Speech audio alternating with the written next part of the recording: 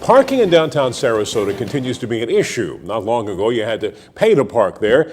That didn't go so well. It's been free since then, but often time limited. Let's go to SNN's Melissa Warren now in our newsroom. She speaks with city officials and merchants to see what's next. Melissa?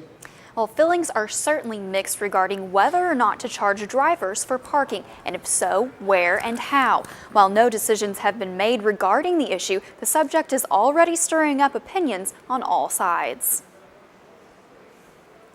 The city of Sarasota has no current charge for its street spaces and public garages, and some downtown merchants cringe at the thought of paid parking returning. Strongly opposed, as I think it hurts the merchants downtown, particularly the retail merchants, and it scares them away because they have to fumble with trying to figure out how to pay the meter.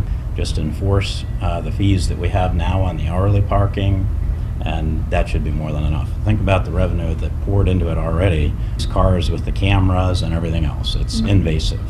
With the new mall opening up, if it would happen even at the same time and start being parking here, it could be even like a perfect storm for customers to not be here and just move them away.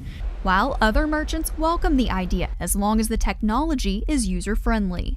No parking is free. Right now, we think it's free, but it's only free because everyone in the city of Sarasota is paying on their taxes to park here, whether you park here or not. Paid parking programs help cities in many different ways. Most importantly, it helps the distribution of traffic and makes sure that parkers don't stay in one spot for a multitude of hours and clog up the streets. This empty lot here on Palm Avenue is a perfect example of why Lyons says the city needs a more comprehensive parking plan. He says this lot won't be empty much longer. Soon it will have a hotel, which means even more people will be drawn to the area and looking for places to park. Any system or program that we produce is going to take time to implement, and so there isn't a real rush. We want to do it right this time. We might not be able to implement, probably not going to implement a large system at all if it goes through, but bottom line is there's still a lot of vetting that has to take place with various merchant associations, the general public, and most importantly, our city commission. They have to approve any plan that we put in place.